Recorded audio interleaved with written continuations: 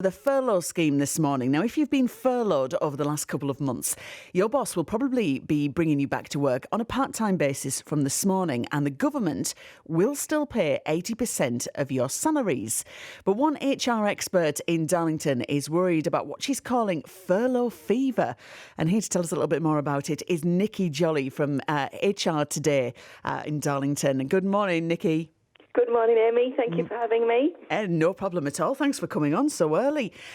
First of all, just talk us through the changes that people can expect from today and businesses can expect.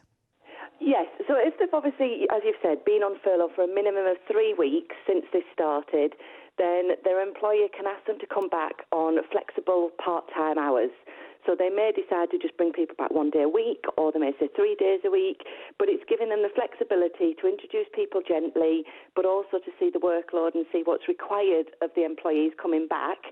The employer will pay for the time that they work at 100% of that day's rate or hour's rate, and the government will pay the 80% for the hours that they're not working, that they would be contractually normally required to work.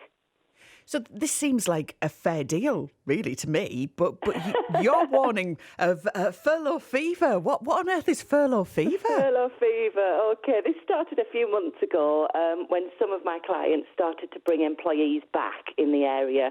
And I say it with caution because we have to be very, very careful that we don't categorise everybody with furlough fever. But there are a minority of people that, if you were to speak to them personally, would admit that they've enjoyed being at home, spending time in the garden, spending time with their family, and actually are reluctant to come back. They're getting 80%, there's nothing to spend the money on, there's nowhere to go, they're actually quite comfortable and don't want to come back. So the dilemma employers have got is establishing if they're genuine possible mental health or health issues and concerns to why somebody doesn't want to come back, or as I've called it, furlough fever, and they're just enjoying themselves too much. Well, this is it, because we know there is genuine reason, if people Absolutely. are shielding or things like that.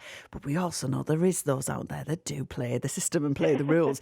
So how does an employer actually go about deciding who is actually taking advantage and who is genuine then? How do you do that? I mean, it's very, very difficult because it's a very, very fine line of getting it wrong, because we don't know how this has affected people's mental health. It's very different to anything we've been through. So I would always say take the outside of caution before taking any action. But the key to it is communication. People should have been communicating with people through furlough anyway. They should be aware if they've got anxiety, if they've got any mental health issues, if they're under any medication, and communicate. We're recommending all our clients start to talk to people before they want people to come back to work under whatever that looks like now with the flexible furlough. And we're saying to them, do return to work. Now, the whole point of a return to work is two-sided. It's to explain to the employees the changes, because I doubt there'll be any workplace where people go back that won't have policy and procedural changes. They may have to wear masks, they may have to wear gloves, they may have to wear now other PPE that they haven't in the past. They'll have to keep social distancing, which currently is 2 metres. Are there signs up in the office, in the factory? What does that look like? So it should be a two-way communication of what to expect when you come back, so it's not a shock, but also an opportunity to ask if they've been affected by COVID. Have they had it? Do they know anybody that's had it? Some people are grieving. Understanding what they've been through and having that mutual dialogue to understand what concerns people have got.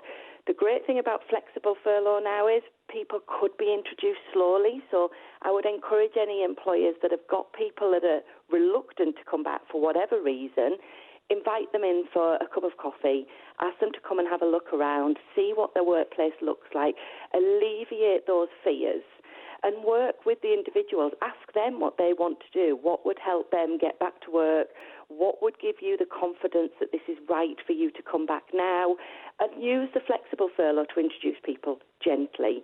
If people are avoiding the situation, that eventually gets harder and harder, because if you're doing everything possible to bring them in and alleviate any fears that they've got, it's much harder to play on that, shall we say.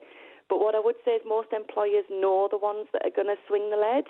They're the ones that are probably not managed but poorly performing already. So they will have an inkling which people these are already, and now they need to put the big pants on and start managing these people.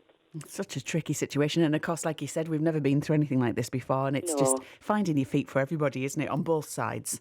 It is, and that's why you've got to be fair, you've got to be reasonable. You can't go in this, hard-hitting, saying, I don't care what you think and get back. That's not going to help. What you want is good team spirit. You want morale for the employees coming back. You want them to feel safe and that they want to work for you. You don't want people that don't want to be there. And maybe through this future, that might come out that some of those people are no longer with the business in the longer term. But for the moment, the employer has a duty of care and they have to demonstrate they've done everything possible to ensure the duty of care of that employee. Nicky, thank you so much for joining us this morning. It's been a real insight. Thank you very much. You take care. We'll speak again soon. Thank you. Take care. Thank you. It's Nicky Jolley from HR Today, just giving her view on that and, of course, how the changes to the furlough working are coming into practice today.